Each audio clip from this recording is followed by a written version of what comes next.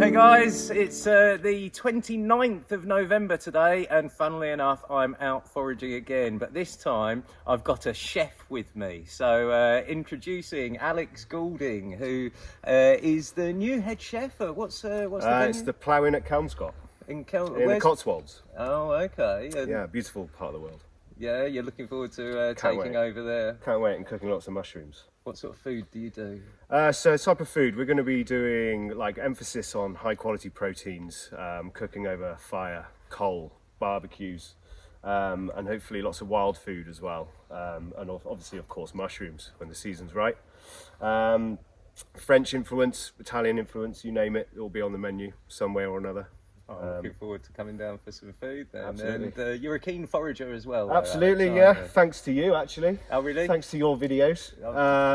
Don't make me blush. You got me into mushroom foraging a few years ago, and ever since I'm hooked. And this is an amazing experience picking these chanterelles today. Yeah, well, let's come down here and have a look at what we've found. So there is a focus for today's video. I've got Alex here because I want him to teach me how to make bluets tasty. So we're going to be cooking up some bluets a little bit later on, but we decided to come out and do a bit of foraging first, and the first massive group of mushrooms we found are amazing winter chanterelles. Look at those. There's one in the basket actually. This is probably the best example of false gills that I could ever show you. Wrinkles and creases underneath the cap of our Craterellus tubiformis this week, the winter chanterelle, or the yellow legs as we like to call it at Wild Food UK, because of the folded nature of the stem that you can see there. Quite often looks like it's got a pair of yellow trousers on. And tubiformis because they're hollow. This is a lovely gourmet mushroom, and they're growing by the thousand around here. You ever seen a patch like this before? Absolutely not. No, this is a first for me, and I usually see them in the restaurant in tight little boxes covered in soil, as we were talking about earlier on. Now, so this is a wonderful... You realise it's a little bit dangerous of me bringing a chef to a patch like this. You are sworn to secrecy. Give me the book to put my hand on. Where's your foraging book? I can put my hand on and just swear. I'll make you swear on the foraging book later on, Alex. But since I've got you here, what would you do? What's your favourite thing to do with winter chanterelles if you use them? Favourite thing to do with chanterelles, girolles, these type of mushrooms, lots of butter, French way. French are famous for their butter. So yeah, an emulsion, mushroom stock emulsion, cooking them very gently so they don't shrink down too much, and they actually take on the flavour of other things as well. I don't think chanterelles are known for taking on flavour like other mushrooms are. However, they're very versatile. You can get lots of different flavours in there. Herbs such as tarragon, rosemary, thyme work beautifully with chanterelles. So I've worked with quite a few chefs in the past, and the main thing that I've heard of the French chefs doing with winter chanterelles is to fricassee them. Absolutely. I did a little video with Raymond Blanc a few years ago for one of his programs, and he was fricassee them, Marlo, fricassee, because they're so thin, they don't need a hell of a lot of cooking, and they're really tasty, so you don't need to do too much to them. But butter and mushrooms is one of those holy combinations as far as I'm concerned. A little bit of garlic potentially. Personally, I use these just like any other mushroom, but I don't cook them for as long. They just don't need quite so much cooking. As far as I'm concerned. Correct. They dry out reasonably well. Obviously, when you dry mushrooms, they're going to shrink a lot, so you end up with not so much of a bag of dried mushrooms from a basket of winter chanterelles as you would with a basket of porcinis, but they rehydrate into quite a firm texture, which is good. After you've dehydrated your winter chanterelles and then you cook them, and you rehydrate them and cook them, they take on a firmer texture than if you cook them just from picking them fresh like we are today. So French cooking, that's kind of your thing, is it? So we're going to get a sort of French dish with our bluets later on? I think so, yeah. So the plan is to go down the sort of southern France, Provence, northern Italy route with a sort of, the Italians call it the farinata, the French call it la socca. It's a little chickpea pancake, gluten-free as well, for any gluten-free viewers. I'm not, quite useful. I am vegetarian. You are vegetarian. There's no meat in this dish. There's no meat in this dish. Naughty me. I don't think I'd get away with being a vegetarian it's in very France. important. It's a very important diet. So yeah, we're going to be just, well, we're not so much stewing, we're going to be very lightly braising our wood bluets in a mushroom stock, butter emulsion. We'll get lots of flavour in there, garlic in there, onions through it as well to make sure it's bursting with flavour. And it's going to go on top of our little crispy pancake with some herbs and maybe some chopped hazelnuts. Oh, you're making my mouth water already. It's all about the texture. That's important. Texture with mushrooms. Yeah, texture is something that lets mushrooms down quite a lot. A lot of people don't like mushrooms because they were fed them by people who didn't know how to cook them, and they say, I don't like mushrooms because they like slugs in my dinner. That's because you're not cooking them properly. They shouldn't be like that. So because I've got a professional chef with me today, I'm hoping that's not going to be the case. Anyway, follow us around here because there's some more mushrooms. You have to watch where you tread, because there's winter chanterelles absolutely everywhere. But we've got another gourmet mushroom. I haven't got my mic on because there's two of us. So we've got another gourmet mushroom just over here, which I've done plenty of videos on before. Here's our hedgehog fungus. Look at those beautiful spikes underneath the cap. A white woodland mushroom with spikes under the cap in the UK is almost certainly Hydnum repandum, the wood hedgehog. And this is another truly, oh, look at these. The winter chanterelles are just everywhere. Look at that one. Beautiful. Looks almost like a piece of coral. You go. Can you hear my tummy rumbling? That's because of that food that you were just describing, Alex.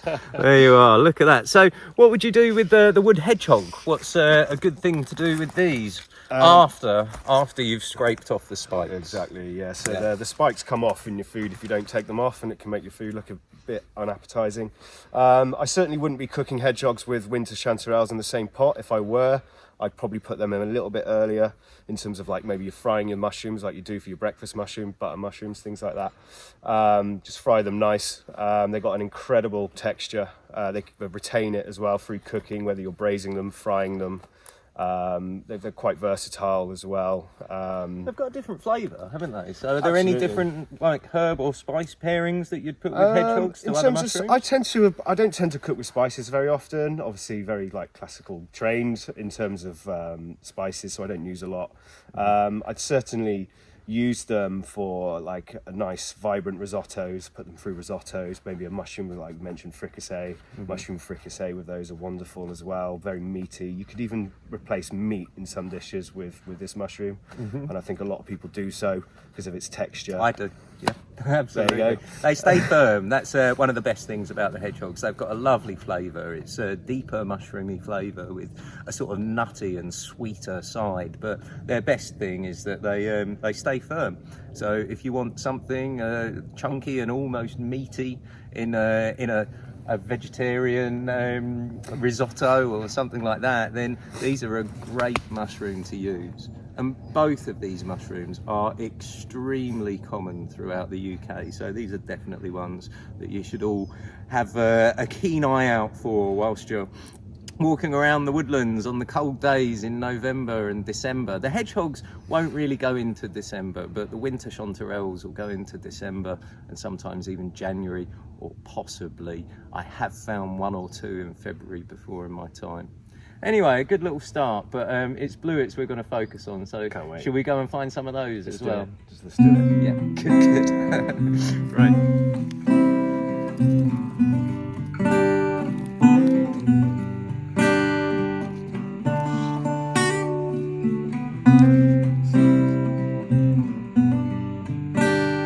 Whenever we're out foraging, we find lots of different things, and I always try and put in something new and different for you guys in each video. And down here is that thing today, so come on close and have a look.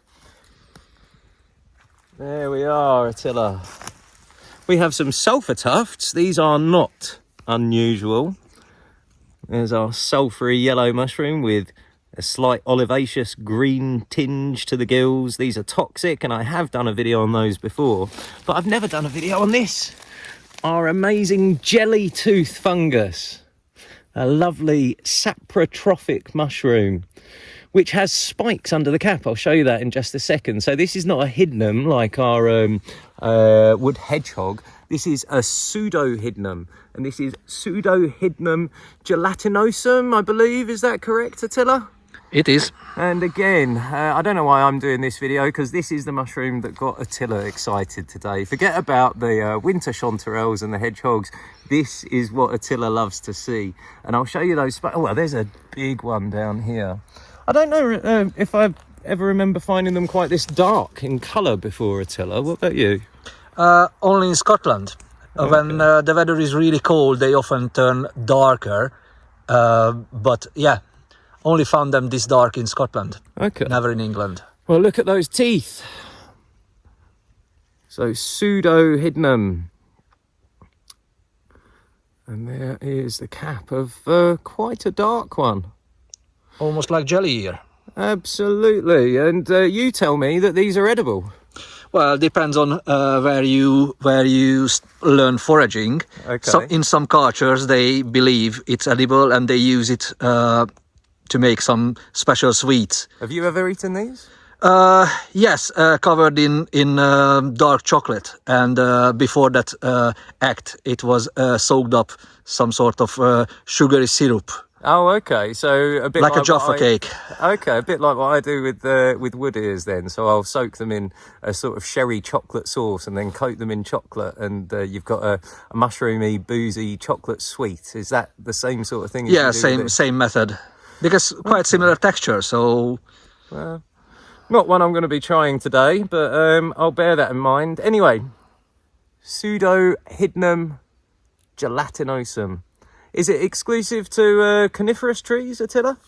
as far as I know, yes. Okay, well, that's what it's growing out of here, so that makes sense. Anyway, a lovely little find. Isn't the mycological world interesting? Okay, so this is what we're here for today. Here we go, Attila. Come on closer. I don't smell much. There you are.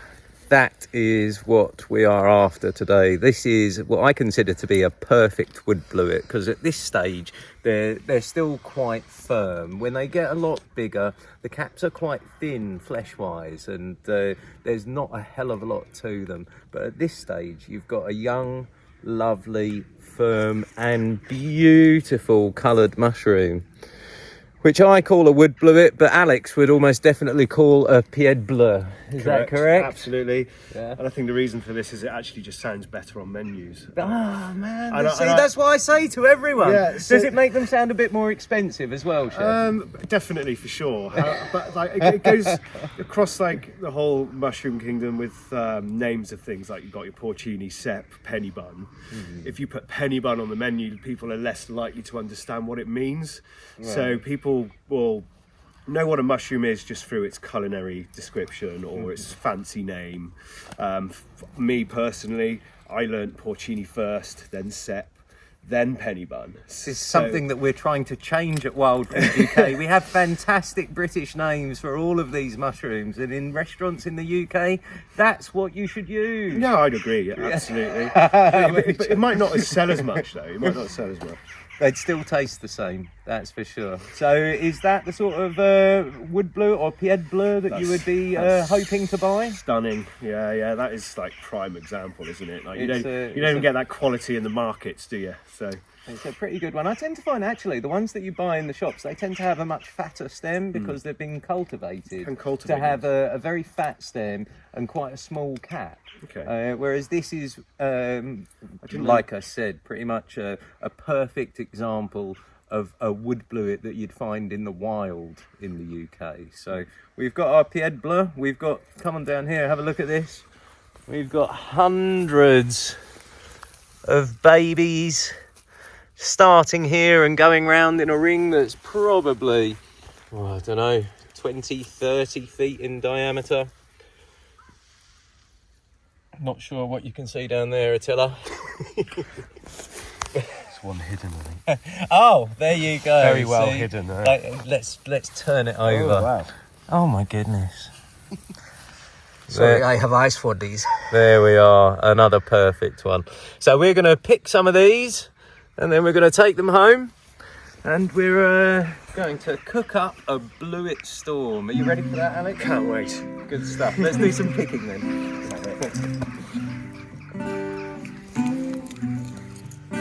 So we've got a bit of a squidgy one down here, Alex. I don't think we'd be picking that one.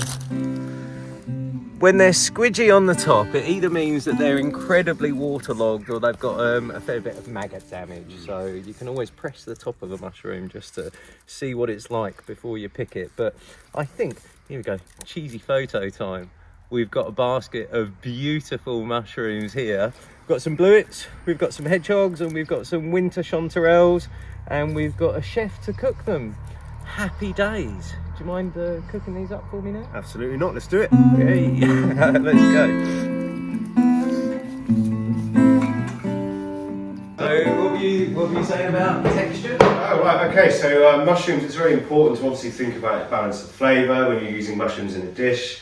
You need other components of the dish to make it worthwhile. Like, for example, we're going to be making a soccer pancake, which they're going to sit on top of, and then they're going to be in turn topped with crunchy hazelnuts. Right. So it should make the experience of eating these mushrooms a bit nicer. Right, okay, so I think, are you all prepped? We are pretty much ready to go, yeah. Got all your ingredients? All the mise en place sorted. Let me, the what, sir? The mise en place. So mise en place, in French terminology, means everything in place. Everything in place. If I come around here, there's no shadows.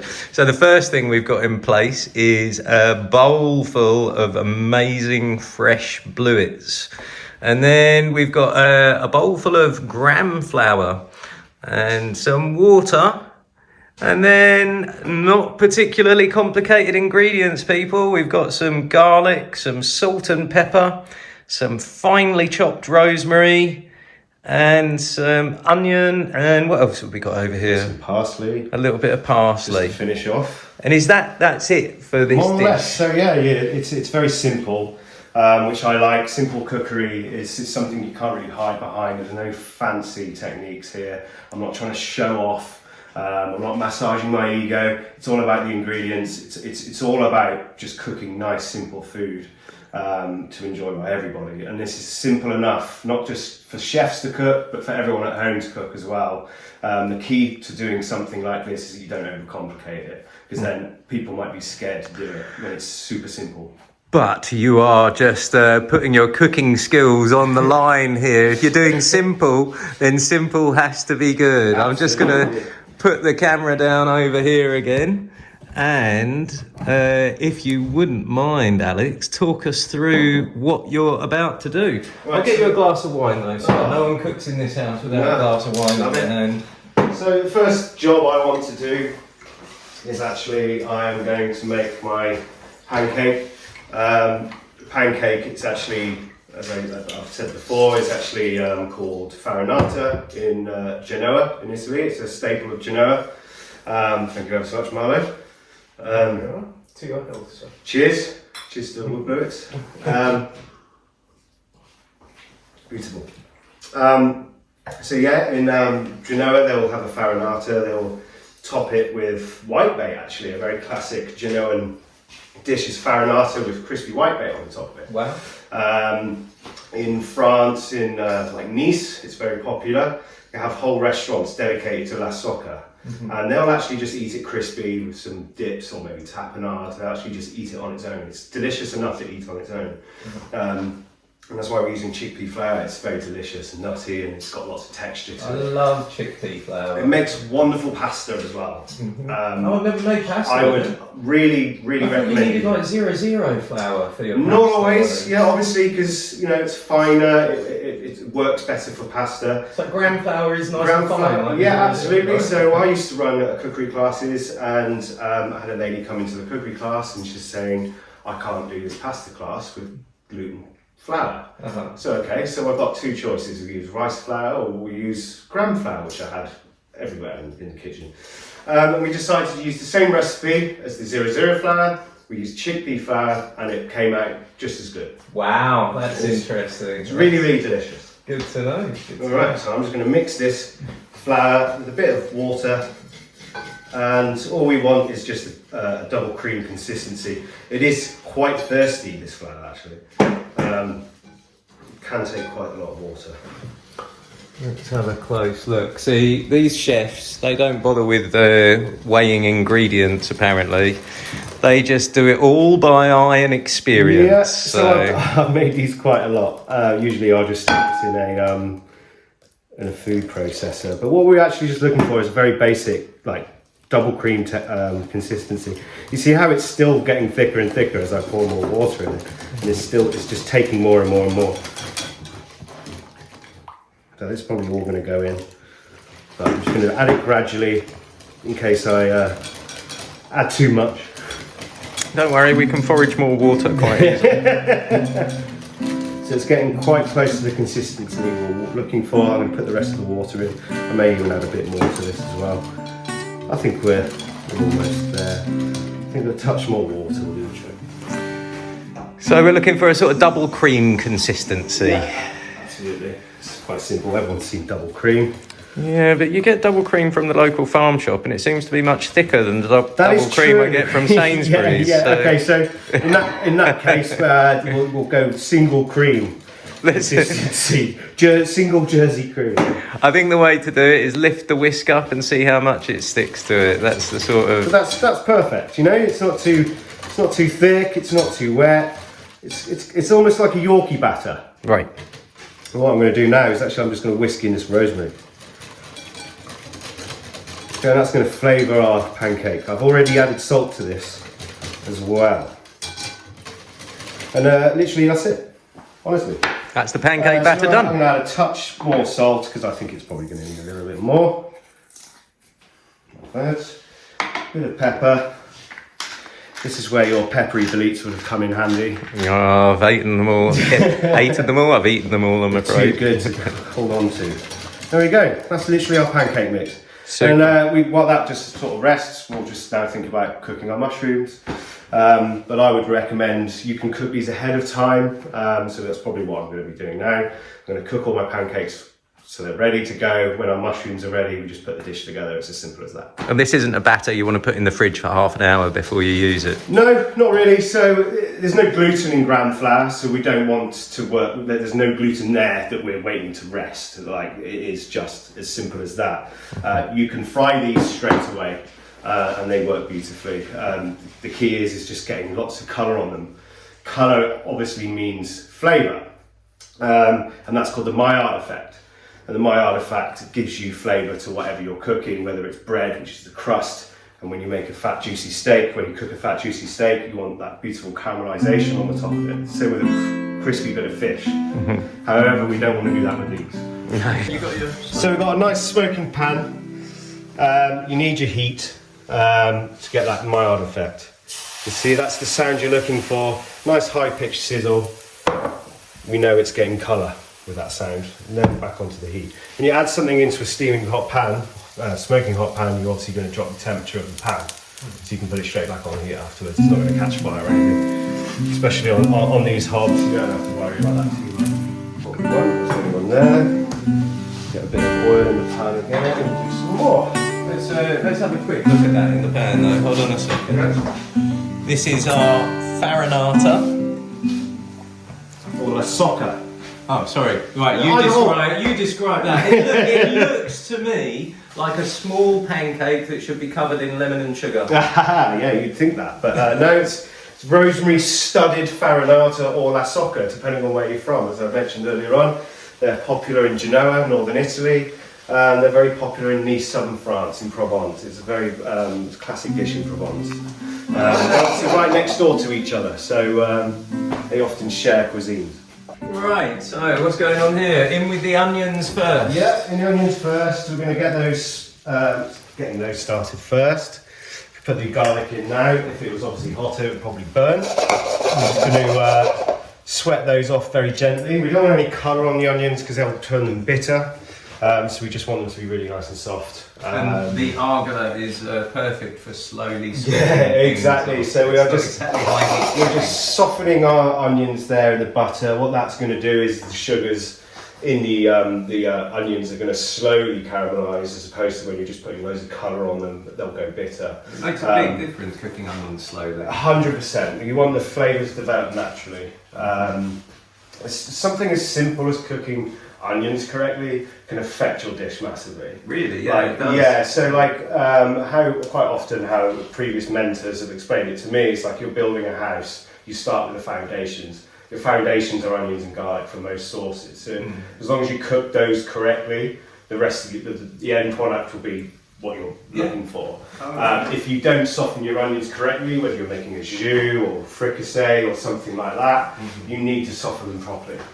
This is the proper cooking. This is all the component parts of the whole, if they're done really, really Exactly, well. yeah. So you need to cook each ingredient at the right stage for the right amount of time. Good for sweating, yeah, because I do, when I make mushroom pate quite a lot, and I put caramelised onions on top, and that slows, this is the quick side of the arga. I put them on the slow side of the arga, and it can honestly take me 3/4 of an hour to caramelise the onions the way that I really like to do. Well, that's what you would do even if you had an induction that boils water in 30 seconds. You'd still put it on the lower setting and just keep your onions on there. So how long does it take to caramelise an onion then? It depends on the quantity. However, like for me, if I'm making enough for like French onion soup, for example, it can take up to 3 to 4 hours. To caramelise the onions, Yes, there yeah. you go. That's treating your ingredients properly. Exactly. I've added a little bit of salt there as well to help bring out the moisture in the pan. I'm going to add the garlic now. I'm going to sweat that off a little with the garlic. This one will shrink down as well. It's going to add flavour to our butter sauce. There you go. Beautiful colour.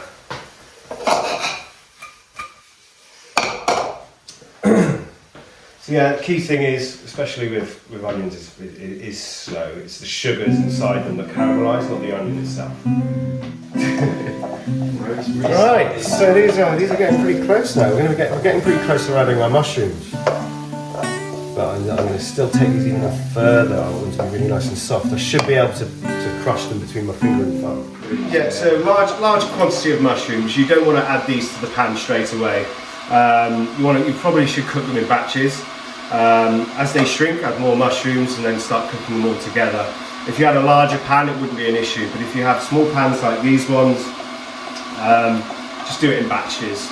There's nothing wrong with doing that. We are just lightly braising these mushrooms. We aren't frying them. We're going to be cooking them gently, paying them the respect they deserve. Good. Well, you're normally cooking for 20 people, aren't you? No, exactly, Today yeah. we're not, So we're just going to stick those in there. The heat isn't that high. We're just going to be really gentle with them and then allow them to cook the water to escape. So we want everything to be emulsified. Now, emulsification, as you probably know, is fat suspended in a liquid. Oh, explain it to me. So what's going on? So like a mayonnaise, which is a stable emulsion, you require egg yolks, which contain lecithin, and you're emulsifying the oil into those egg yolks gradually as your food processor or your whisk is working. Also the mustard helps because it contains natural lecithin as well in mustard. That's a stable emulsion. And you also have unstable emulsions, which will be your salad dressings. So when you go to the shop and you find a bottle of salad dressing, or if you don't make your own, They're separated. they're always separated, and you always have to shake the bottle to re-emulsify. And that's an unstable emulsion because it just will split at will. What we're actually creating is something in the middle. It's butter and water. It's not exactly stable, but it's not exactly unstable either. In this pan, it will cook away and stay emulsified as long as the heat isn't too high. You want everything to come up in the same heat, the same temperature together. So what we will be doing once we've pretty much cooked off our mushrooms, we'll be adding a bit of mushroom stock and quite a generous quantity of butter. That's no problem. Yeah, Since Marlo doesn't eat meat, we'll just ply him with loads of butter. So when you're making your own mayonnaise, once it's split, is it rescuable? Yes, absolutely. The old school way, the Robuchon way, is adding a spoonful of mashed potato. A spoonful of Yeah, mashed potato. that's the old school way. that Once is. your mayonnaise, I Yeah, just give yeah. up when I split my mayonnaise. Yes, I mean, if you do it enough times, you'll never split it again. Like, if you get it, it's very simple. Wild garlic mayonnaise. Are yeah. you putting that on the menu? Probably, actually. I'll probably be a bit more fancy. I'll probably do a wild garlic emulsion, cooked down with some oysters. as a sauce. Yeah, something I used to do when I was at the Time Hotel is we used to do an oyster emulsion. Sometimes we do it with watercress, sometimes we would do it with wild garlic. Sometimes we would do it, sometimes we would do it with anything. With nettles. Nettles is a good one as well. They're fantastic and they're underused. Underused. So please use nettles. Absolutely, like a real classic dish to use them with is pork tenderloin. So you make a stuffing with nettles. Obviously, you're not going to do this, but you can do similar things with other stuff, like polenta. Do you like polenta? Yeah. So put nettles through set polenta, stuff like that. It's quite nice. Right. Okay. So we're probably ready for the rest of the mushroom. They're going to cook gently. What we'll do in the meantime is we'll make that little mushroom stock, and we'll just cook those out really, really gently. We're going to cheat with the mushroom stock today, aren't we, Alex? We're going to use my mushroom stock cubes. Here we go. Yes. We use these Callow organic mushroom stock cubes. So, Mr. Callow, if you would like to send me a box of these for advertising you, please feel free. I won't have any problem with that. They are good. They're gluten-free and lactose-free, so they're suitable for everyone. And I use them in so much of my cooking, actually. A bit of mushroom stock goes absolutely well in so many different things. And it's so easy. I mean, obviously, yeah, these are actually wonderful. Like when I first started chefing, these weren't available. Yeah. These are a new thing. But also you can make your own, like you've got an amazing collection of dried mushrooms which you can make mushroom stocks with. It's quite an easy thing to do, even if you don't have a dehydrator. You can do it in your ovens at home if they go low enough. I wouldn't just bake some mushrooms dry for a start. But yeah, and it goes a long way. The difference between home cooking and quality restaurant cooking is generally the stocks and the butter. Don't give away all the secrets. These are things. They're not really secrets because, I mean, people pay good money for really nice, simple food, and the secrets generally are just the work and effort that goes into making a good stock. It's a really important skill to learn if you're into your cooking, making a nice stock, because it'll take you so far. Like the opportunities are endless. Lovely. So we're just finishing off our farinatas. We're just making sure we're getting lots of nice colour. We're nearly finishing stewing our mushrooms. All I need to do is just add a little touch of water, even though it probably doesn't need it. Can you see all the water that the mushrooms have released? I haven't added anything to this yet, but already it has a really nice look to that liquid in there. So I can't ever personally imagine ever adding water to any fluid dish that I have ever Really? cooked. No. Well, do you know what? I'm looking at this, I'm thinking of not actually doing it. Well, look at the moisture. There's Yeah, we're going to use it. plenty. Remember, you don't probably get them as fresh as you did today. So generally, don't be frightened by this, okay? there is a chef's amount of butter. This is why many chefs have heart attacks in their early 50s. Because Something to look forward to. So what I'm doing now is that butter's basically going in cold in a couple of little cubes. It'll be better in smaller ones. And what we're going to do on a very low heat, we're going to allow that butter to emulsify with that liquid. And that's doing all right over there. Yeah, lovely. So we just want that butter to emulsify into that liquid, and hopefully as it comes back up to heat, it will start reducing a little bit and intensifying that flavour. When you reduce something, you're evaporating the liquid volume out of it, and then you're intensifying the actual flavour of the product that you're cooking. And this is a very chefy way of cooking vegetables. In France, they call cooking vegetables in an emulsion of butter and water and sugar, l'étouffée. And it's a very classical way of cooking things. It's not quite the same as this, where we're using the mushroom's moisture and butter to create that emulsion. There's no sugar going in this, obviously. It's all good flavour, it's all good stuff. And it will dry out, it will reduce, and it won't just be a sloppy mess on the plate. Trust me. See, we've got some bubbling, that's going to help Do you know us. what is missing as far as Attila's concerned? Chili. About half a pound of paprika. Nice. That's what. Chili or paprika? Yep, indeed. It's not a stroganoff, okay? I know. Brandy, paprika. No brandy, just Yeah. paprika. So, because this isn't such a massively high heat, it's going to keep that emulsified. If we were But to you just... don't want it to be too hot, too fried. No, absolutely not. It's just gentle cooking. You very rarely see chefs really boiling the crap out of stuff. Even This pasta. worries me, I've got to say, Alex, because my issue with bluets is the texture. that they just end up kind of almost stewing whenever you use them, and that to me is not so pleasant. So Okay. I'm quite confident you're going to enjoy it. I like that. Because that to me sort of says, yes, okay, they're often cooked that way, but if you do all the right processes getting to that, actually you might enjoy it. Yeah. It's just marrying it with certain other textures and other flavourings and balance. This on its own, once it's finished, might not be the nicest mushroom dish in the world, but when you bring these things together and the textures together, it'll certainly make a huge difference. Sure. It's going to be drier. It's not going to be that wet when it goes on the plate. I'm loving this farinata. Almost looks like the cap of a dryad saddle that you've made over here. Beautiful. So I've added just a little touch of lemon juice. Obviously, there was a lot of butter in there, so we need a bit of acidity to lift it. If you're using fatty products, you want to be able to add a bit of acidity to it as well. Otherwise, it's too rich, and you find yourself wanting to drink lots of water at the end of it as well. So yeah, the lemon juice is just going to lift it, give it a little bit of freshness. It's not going to be too earthy, not too fatty. Let's have a closer look at Like what we've got a classic here. duxelle. I've cooked this very similar to a classic duxelle actually, which is one of my favourite and most delicious ways of cooking mushrooms. So what I'm going to do is just a nice thin layer on the top of the pancake here. We're going to top it with some hazelnuts for texture and some fresh parsley.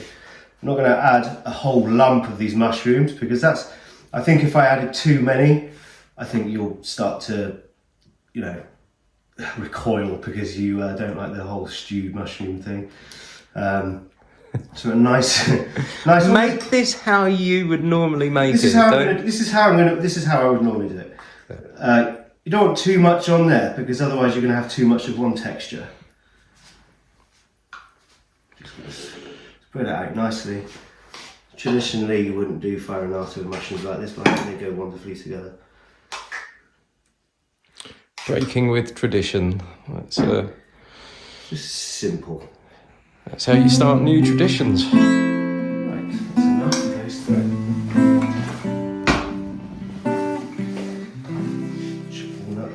The hazelnuts at the top. So those are just totally raw Standard, hazelnuts. yeah. You could roast them to get a bit more flavour through them, but for me, I don't want too much because I feel that when you roast hazelnuts, obviously it's a very strong flavour. It's got its own applications. For this, I think you don't need to. It's mainly for texture. You want a sort of subtle nutty taste. Ah, so this is how you're combating my stewed bluets with a little bit of hazelnut on top. Texture. Yeah. I would have also like crispy breadcrumbs working exactly the same way.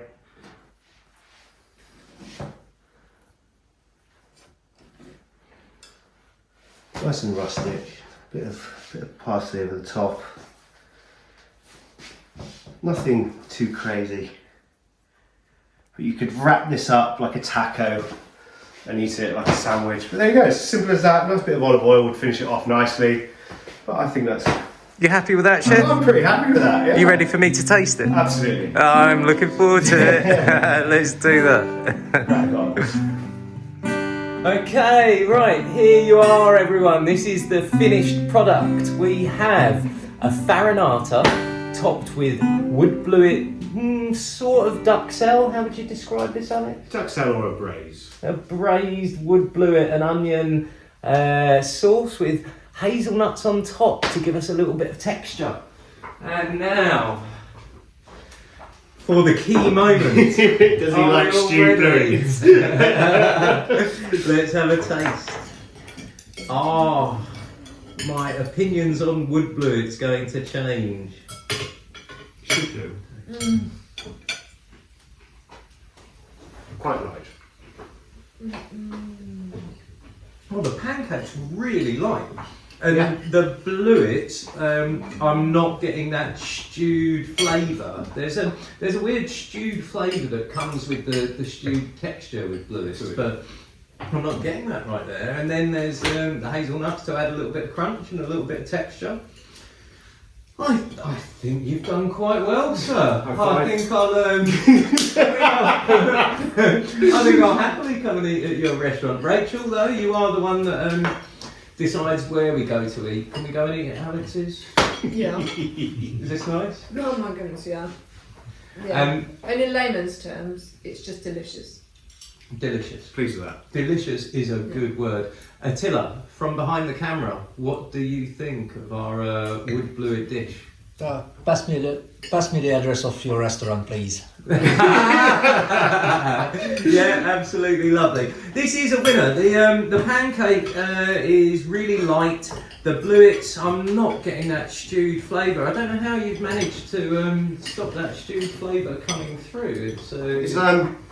I've probably just prolonged cooking and just gradual, gentle cooking. I think just letting natural flavours develop, as opposed to just like most people expect to just throw mushrooms in a pan and just really sear them off and add your liquid there's not a lot of care taken in that. I think you should cook things nice and gradually. The natural flavours will shine through.